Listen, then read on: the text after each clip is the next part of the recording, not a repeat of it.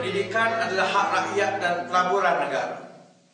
Di bawah Barisan Nasional, pendidikan tinggi telah diswastakan dan menjadi tempat bagi kroni yang menubuhkan IPTS untuk mengaut keuntungan. Jika keadaan ini tidak dibendung, ia akan meninggalkan dua kesan jangka panjang. Pertama, golongan muda akan terus terbeban dengan masalah keberhutangan yang berpanjangan. Dan yang kedua, di masa akan datang, hanya anak-anak dari keluarga yang berpendapatan tinggi yang mampu untuk melanjutkan pelajaran ke peringkat yang lebih tinggi. Akhirnya akan wujud diskriminasi dalam masyarakat kita, yang mana anak-anak dari keluarga yang berpendapatan rendah tidak mampu untuk melanjutkan pelajaran ke peringkat tinggi walaupun secara akademiknya mereka layak.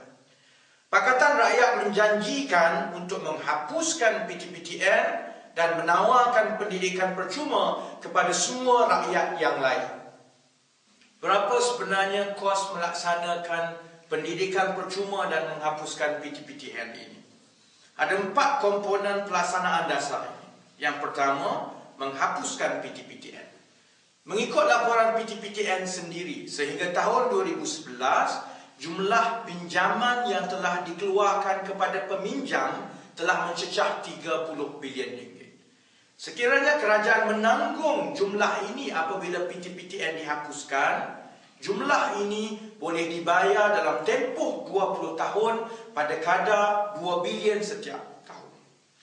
Komponen yang kedua ialah untuk menghapuskan yuran yang kini ditanggung oleh pelajar-pelajar IPTA. Mengikut belanjawan 2013, terdapat 465,103 orang pelajar di semua IPTA di Malaysia. Yuran yang ditanggung oleh pelajar-pelajar tertakluk kepada IPTA masing-masing, tetapi puratanya adalah RM1,700 seorang setiap tahun. Maka kalau yuran ini dihapuskan, jumlah yang akan ditanggung oleh kerajaan adalah 465,103 orang pelajar didarab dengan RM1,700 setahun. Jumlah keseluruhan adalah RM791 juta setahun. Komponen yang ketiga adalah menyediakan allowance sara hidup bagi setiap pelajar sebanyak RM5,000 seorang setiap tahun. Anggaran Pakatan Rakyat, setiap tahun akan ada 400,000 orang pelajar dari IPTA dan 150,000 orang dari IPTS yang layak untuk menerima allowance sara hidup sebanyak RM5,000 seorang setiap tahun.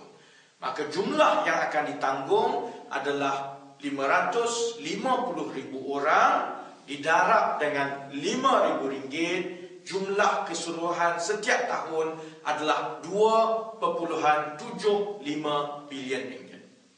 Dan komponen yang keempat ialah penyediaan satu tabung pinjaman bagi pelajar-pelajar di IPTS. Kerana Pakatan Rakyat sedar adalah menjadi hak rakyat untuk mereka memilih mana-mana institusi yang sesuai dengan mereka. Pada masa yang sama juga, Kerajaan Pakatan Rakyat kelak akan mengambil sedikit masa untuk menambah tempat-tempat di IPTA agar lebih ramai pelajar boleh memasuki IPTA dan bukannya IPTS.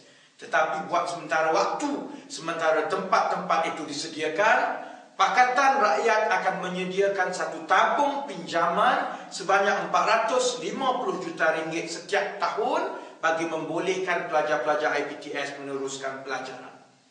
Apabila keempat-empat komponen ini digabungkan, maka kos keseluruhan setiap tahun, hapus PTPTN 2 bilion, menyediakan yuran percuma 791 juta, untuk menyediakan allowance sara hidup RM5,000 seorang setiap tahun, kosnya 2.75 bilion, dan tabung pinjaman IPTS sebanyak 450 juta.